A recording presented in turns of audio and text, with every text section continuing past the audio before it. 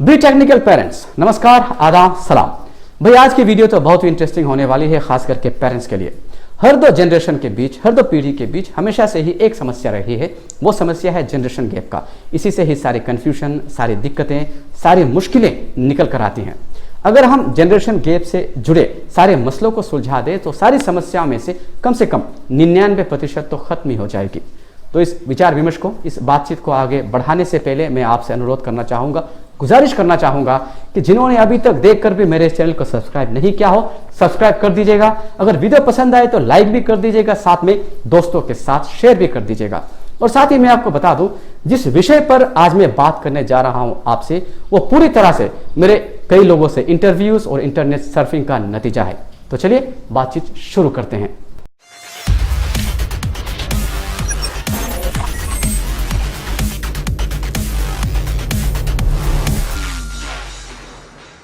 मैंने कुछ ऐसे पेरेंट्स से बात की है जिन्हें मैं बहुत ही कामयाब पेरेंट्स मानता हूं। उन सब में मैंने एक चीज कॉमन पाई, वो है जनरेशन गैप को एक्सेप्ट करना। हमारा हर आज कल बन जाता है, यानी हर वो चीज जिन्हें आज हम आधुनिक मानते हैं, मॉडर्न मानते हैं, वो कल पुरानी हो जाती है। हर बदलते समय के साथ, कंप्यूटर के नए वर्जन आने के साथ कंप्यूटर के सिस्टम मॉडर्नाइज हो जाते हैं, एंटीवायरस मॉडर्नाइज हो जाती है, मोबाइल्स के जनरेशन बदलते हैं, यहाँ तक कि दवाइयाँ भी जनरेशन के साथ बदलती है। हम प्राणियों में जो मानसिक और शारीरिक बदलाव आते हैं वही एवोल्यूशन है, और इसी बदलाव के साथ हम आगे बढ़ते हैं। अगर ये बदलाव नहीं रहता तो हम अमीबा ही बने रहते। तो समय के साथ बदलना अनिवार्य है। पेरेंटिंग हर जानवर में होती है, किसी में कम होती है, किसी में ज्यादा होती है, किसी में कम समय के लिए होती है, किसी में ज्यादा समय के लिए होती है। लेकिन इस पेरेंटिंग सिस्टम में, इस पेरेंटिंग प्रोसीड्यूर में हम इंसानों ने अव्वल किया है, यानी हमने बाकी जानवरों से पेरेंटिंग को अच्छा संभाल के रखा है। जनरेशन गैप को तोड़ने के लिए हमें एक दूसरे से कनेक्शन बनाए रखना बहुत ही जरूरी है, और ये कोई रॉकेट साइंस नहीं है, बहुत ही सरल चीज़ है। हम अपने बच्चों के जितने नज़दीक जाएंगे उतने ही बेहतर तरीके से उन्हें जान भी पाएंगे। जनरेशन गैप एवोल्यूशन से पैदा हुई चीज़ है। जो बच्चे जिस जनरेशन में पैदा होते हैं वो जनरेशन के माहौल और बदलाव के सब प्रोडक्ट होते हैं। माँ बाप के दिनों में जो चीज़ें बहुत आधुनिक मानी जाती थी, जो बातें बहुत मॉडर्न मानी जाती थी, आज उनके लिए पुरानी हो जाती हैं। बच्चे यूं ही पैदा होकर अचानक यूं ही नहीं बढ़ जाते हैं। स्टेजेस आते हैं, चेंजेस आते हैं और धीरे धीरे बढ़ते हैं, और इन्हीं स्टेजेस के दौरान हमें उन्हीं चेंजेस में मॉडिफिकेशन लाना है और उन्हें बढ़ाना है। चलिए ज़रा गौर से समझते हैं।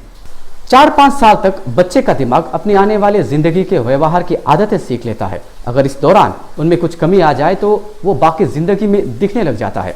उदाहरण के तौर पर मनोवैज्ञानिक मानते हैं कि अगर किसी बच्चे को अपनी माँ का स्पर्श कम मिला हो तो वो बाकी जिंदगी में बाकी औरतों को छूने में बड़ी चाह रखता है, बड़ी दिलचस्पी दिखाता है।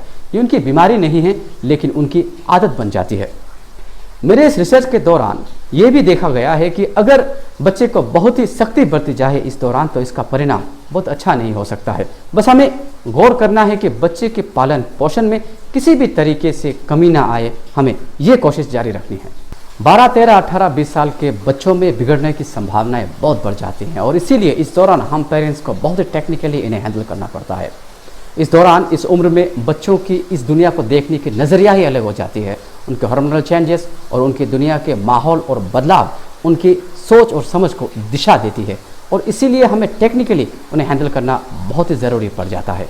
कई सारे और जनरेशन इस चीज़ को समझ नहीं पाते, लेकिन इस वक्त बच्चे अपने आप को हर वक्त सही साबित करने की कोशिश करते हैं, बल्कि यही सोचते हैं कि हर वक्त वही सही है, उनके हर फैसले सही हैं। इसलिए अपने फैसलों को, अपनी बातों को आपसे, अपने पेरेंट्स से मनवाने की भी कोशिश करते हैं, क्योंकि उन्हें लगता है कि वही सही है। ज़रूरी नहीं कि उनके हर फैसले सही हो, लेकिन उन्हें अंदर से ऐसी फीलिंग आती है कि हाँ, मैं ही सही हूँ, मेरी बात को, अपने पेरेंट्स को इनको मनवाना है, उन्हें मेरी बात माननी होगी। अगर इस दौरान हम पेरेंट्स अपने बच्चों के हर बात के आगे दीवार बनकर खड़े हो जाए, उनके हर फैसले के खिलाफ हो जाए, उनको हम टोकते रहें, या उनके हर फैसले को, उनकी हर बात को हम गलत साबित करने की कोशिश करते रहें या गलत साबित कर भी दें, तो इसके 4 परिणाम आ सकते हैं। सबसे पहले, या तो बच्चा महात्मा बन जाए, दूसरा शायद बच्चा आपसे दूर ही चला जाए, तीसरा शायद बच्चा बहुत ही बिगड़ जाए, या चौथा बच्चा अपना पूरा आत्मविश्वास ही खो दे। तो इसीलिए हम सारे पेरेंट्स को बहुत ही टेक्निकली अपने बच्चों के नेचर को देखते हुए टेक्निकल पेरेंटिंग को अपनाना है। इसी दौरान हमें अपने बच्चों की शख्सियत को बढ़ाना है, पर्सनैलिटी को बढ़ाना है। ये ज्ञान और प्रोत्साहन से मुमकिन है। चोरी चकारी, ड्रग्स और अय्याशी जैसी चीज़ों को छोड़कर हमें अपने बच्चे के हर फैसले का साथ देना चाहिए, उनके ज़्यादातर फैसलों को मान लेना चाहिए। इससे उनके अंदर आत्मविश्वास बढ़ेगा। हाँ, लेकिन ये बात समझ में उनको आनी चाहिए कि जो चीज़ें आप गलत बता रहे हैं वो गलत है। इसके लिए आपको चीज़ें सिर्फ गलत नहीं बतानी है, उसे स्पष्ट तरीके से भी बताना है। आप इस चीज़ को क्यों गलत मानते हैं, इस चीज़ को उनको क्यों नहीं करना चाहिए। उनको कन्फ्यूजन में नहीं रखना है कि आप उसे गलत बता रहे हो लेकिन इसका कारण नहीं बता रहे हो। वो कन्फ्यूजन में हमेशा रह जाएगा, ये चीज़ गलत है तो क्यों गलत है, दुनिया ऐसे कर रही है। तो स्पष्ट तरीके से आपको उनको समझाना बहुत ज़रूरी हो जाता है। बाय इंस्टिंक्ट हम ह्यूमन बहुत ही इंक्विजिटिव होते हैं, अपने अंदर बहुत ही जिज्ञासा पालते हैं और इसी कारण कई बार हम भटक भी जाते हैं। लेकिन इस भटकावे को भी अगर हम सही समय में संभल लें तो बच्चे भटकने से बच जाएंगे। इसके लिए हमें टेक्निकल पेरेंटिंग को अपनाकर बच्चों को वर्बली समझाने के बजाय, शब्दों के इस्तेमाल करने के बजाय उन्हें सही और गलत का सही सरहद दिखाकर, उसकी सही सीमा दिखाकर हमें बताना चाहिए कि ये चीज़ गलत है, ये चीज़ सही है, इसका आपको क्यों करना चाहिए, इसको आपको क्यों नहीं करना चाहिए। इसके लिए जैसे कि मैंने कहा, आपको शब्दों से ज़्यादा एक्शन से आपको दिखाना होगा। लेकिन आपको ये याद रखना है कि आपको बच्चे कभी कमज़ोर ना समझे, इसीलिए आपको भी अपने आप को अनुशासन के दायरे में कैद कर लेना है। आपको आप जो कहते हैं वो करके दिखाना है, एक्शन में ज़्यादा करके दिखाना है। मान लीजिए आप अपने बच्चे को स्मोकिंग करने से, सिगरेट पीने से रोकते हैं, लेकिन उसी के सामने आप सिगरेट पीते हैं, तो आप उनके लिए हीरो नहीं, एक हिपोक्रेट बन जाते हो। और हिपोक्रेसी को सक्सेस बहुत ही कम मिलता है, उन्हें सक्सेस मतलब बहुत ना के बराबर मिलता है, बहुत ही कम ही कामयाब होते हैं। इसीलिए अपने अंदर भी कोई भी बुरी आदत हो तो उसे आप दूर रखने की कोशिश करें, या फिर कम से कम बच्चों के सामने आने ना देने की कोशिश करें, तभी आपके बच्चे आपकी बात मान सकते हैं। अगर ये पीरियड सही तरीके से बीत गया तो समझ लीजिए लगभग आपने अपने बच्चे की जिंदगी बना दी। अब आता है 20-25 उम्र के बाद वाला वो दौर, जब एक लड़का आदमी बनने की तैयारी में लग जाता है और एक लड़की औरत बनने की। यहाँ दुनियादारी और परिपक्वता उनके अंदर जन्म ले चुकी होती है। अब ये एक ऐसे इंसान बन जाते हैं जो आपके हर बात को बाखूबी समझते हैं और आपको भी समझा सकते हैं। अब इनके अंदर नॉलेज के मिश्रण हो गया है। जो ज्ञान आपने दिया है वो तो है ही इनके अंदर, और कुछ ज्ञान इन्होंने भी प्राप्त किया है, इन्होंने भी हासिल की है। तो अभी इसके मिश्रण से वो कभी कभी आपसे भी ज़्यादा समझदार हो जाते हैं, क्योंकि आज की आधुनिक दुनिया को वे आपसे बेहतर समझते हैं। और इसीलिए कभी कभी ऐसा लगता है कि वो आपसे ज़्यादा समझदार हो गए हैं, और इस बात को आप भी कभी कभी एक्सेप्ट करने में कतराते हो। ये थोड़ी सी गलत हो जाती है।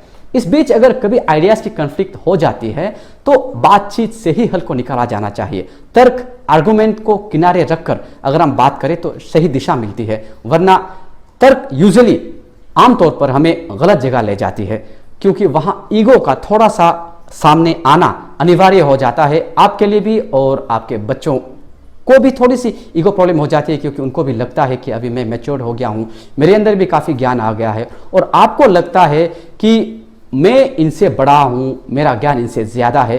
तो यही जनरेशन गैप है। इसी जनरेशन गैप को अभी आपको निपटाना है, करीब लाना है, कनेक्शन से बातें करके। यही है टेक्निकल पेरेंटिंग। मेरे इस रिसर्च के दौरान मेरी मुलाकात कुछ ऐसे पेरेंट्स से भी हुई जिन्होंने मुझे बताया कि उन्होंने कभी भी अपने बच्चे को नहीं डांटा। मैंने पूछा, आपने तो फिर कैसे इस तरह से सक्सेसफुल अपने बच्चों को बनाया, किस तरह से इतने सक्सेसफुल पेरेंट्स बने? तो उन्होंने बताया कि उन्होंने हमेशा से ही एक्शन के साथ ही बच्चों को सिखाया है। उन्होंने शब्दों से बहुत कम बार बच्चों को बताया है क्या करना है, नहीं करना है। एक पिता ऐसे भी निकले जिन्होंने अपने एक ऐसे बेटे को डॉक्टर बनाया जिनकी रुचि क्लास 10-11 तक सिर्फ कराटे में थी, बाकी दुनिया की किसी भी चीज़ में इंटरेस्ट नहीं था। लेकिन उन्होंने बताया कि डिस्कशन और प्रैक्टिकल एग्जाम्पल्स और एक्शन से उन्होंने अपने बच्चे को लक्ष्य दिया, और उस लक्ष्य में किसी भी तरह की ज़बरदस्ती उन्होंने नहीं की। उस लक्ष्य को बाद में बच्चे ने खुद चुना, और आज वो पिता एक डॉक्टर के प्राउड फादर हैं। उस पिता को मेरा सलाम, उस पिता को, उस बच्चे को मेरी दुआ। हमें पेरेंटिंग में सिर्फ अपनी नहीं, बच्चों की सोच को भी अहमियत देना बहुत ज़रूरी है, क्योंकि वन वे नहीं, टू वे ट्रैफिक है। हमें उनकी भावनाओं, उनके आकांक्षाओं के अनुसार ही उन्हें दिशा निर्देश देने की बहुत ही आवश्यकता है, बशर्ते उनके निर्धारित लक्ष्य भी सकारात्मक बिंदुओं से बने हों। यही टेक्निकल पेरेंटिंग है। It's not about changing your children, it's about modifying the changes in them. Be technical parents.